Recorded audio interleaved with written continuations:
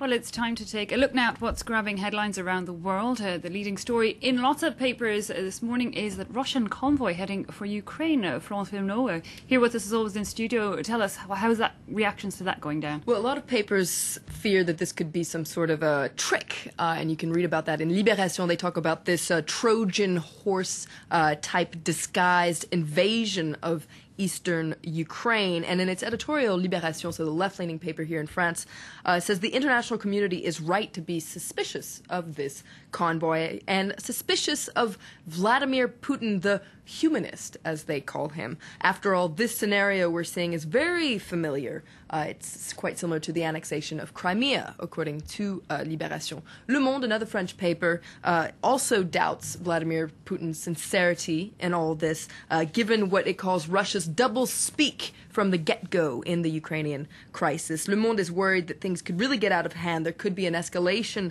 of violence that could lead to an all-out war. And that's exactly what The Independent fears as well today in their editorial. They say that war between Russia and Ukraine could be imminent. And they talk about NATO's Secretary General, who's admitted that now there's a high probability that the 45,000 Russian troops stationed on the border could invade. Gosh, yes, some worrying things. Well, only time will tell. But let's go back to Le Monde, Florence, for a minute. They're looking at Vladimir Putin's popularity, which this crisis has indeed affected. Absolutely. Now, unlike the French president François Hollande, Vladimir Putin is a very popular president in Russia. He's just reached a record approval rating, points out Le Monde. 87%, so that's a 22% increase from January. But though a majority of Russians support Putin, only a quarter of the population is actually in favor of an invasion in Ukraine. Also, this article points out that there are fears within the Kremlin that his approval rating could be affected by the Russian embargo on foreign food products, which could push inflation up.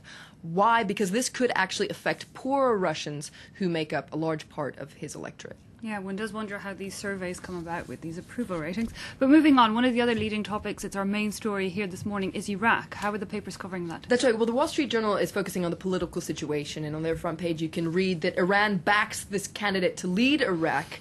Iran has joined the U.S. and other Western powers to offer the crucial endorsement, according to the Wall Street Journal, of Haider al-Abadi, the Iraqi politician who's been nominated to succeed Prime Minister Nouri al-Maliki. Now, The Independent, in their other editorial, says the stakes for Abadi could not be any higher. If Iraq is to hope for any security or any peaceful future, it really needs a strong government of national unity. If not, U.S. President Barack Obama may have no option but to put troops on the ground and enter a new war in Iraq. And indeed, I believe the Wall Street Journal already feels that America is back at war in Iraq. That's right. That's what it says in its editorial today. It talks about the third Iraq war. It says that, President Obama keeps saying the U.S. is not returning to war in Iraq, but if you look at the facts on the ground, it seems a lot like a war. The U.S. is bombing Iraq. It's sending hundreds of military advisors. And in fact, this editorial argues in favor of a more aggressive military strategy. It says that limited bombing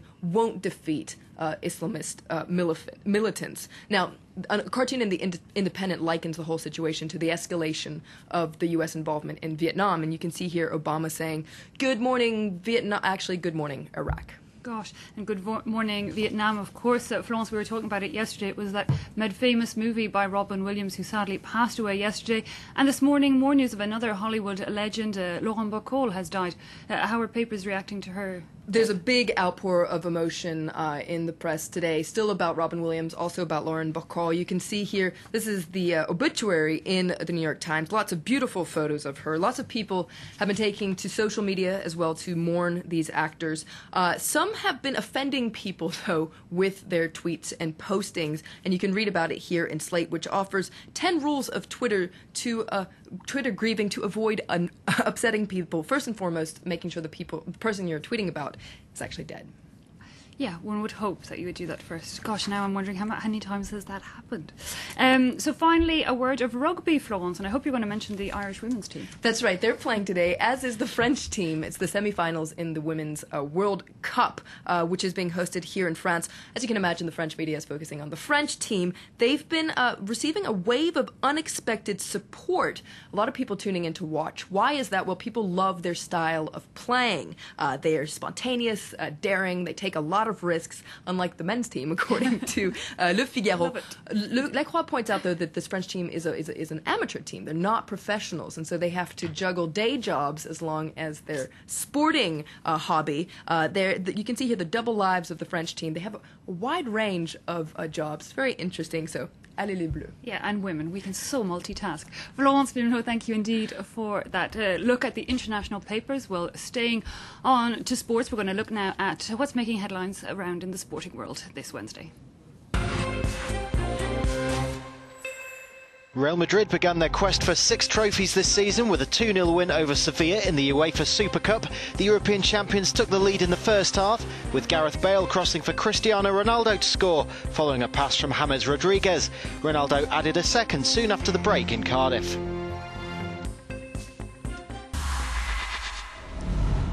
Ex-Borussia Dortmund forward Lucas Barrios has joined French Liga club Montpellier on a season-long loan from Spartak Moscow. The Paraguayan signing fills the gap left by Mbaye Niang after the French striker went back to AC Milan at the end of his loan spell with the 2012 champions. Gerardo Martino has been named the new manager of Argentina.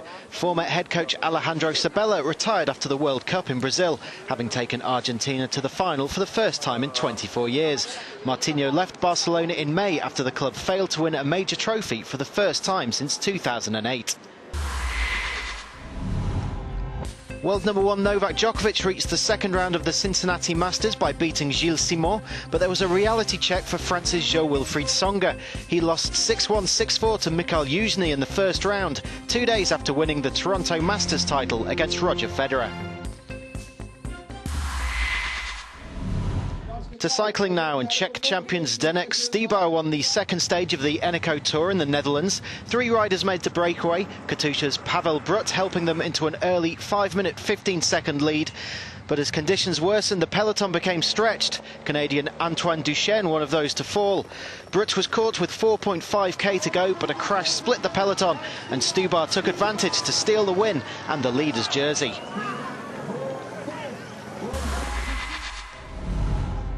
To athletics, and Britain's Jo Pavey became the oldest female European champion by holding off Clémence Calvin on the final lap of the 10,000 metres in Zurich.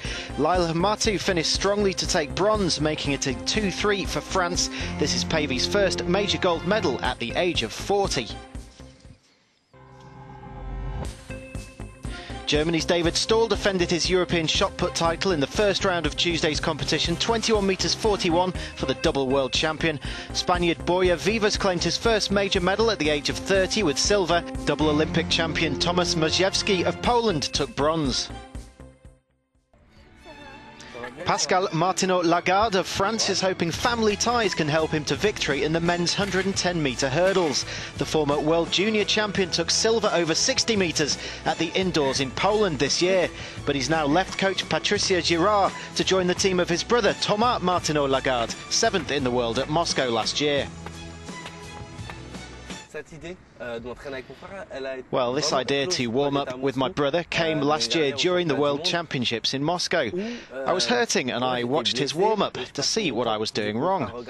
So I decided to make the step and to join him. I know that I have weakness, I have some things I can learn from him. And to train with someone very strong and who is your brother, it pushes you to achieve big things.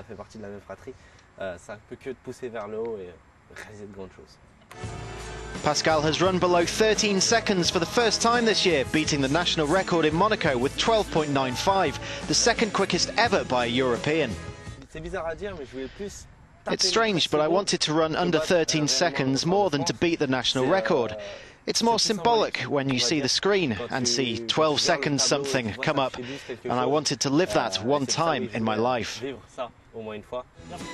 Indoor 60-metre hurdle silver this year was a long way from fulfilling Pascal Martinot-Lagarde's ambitions.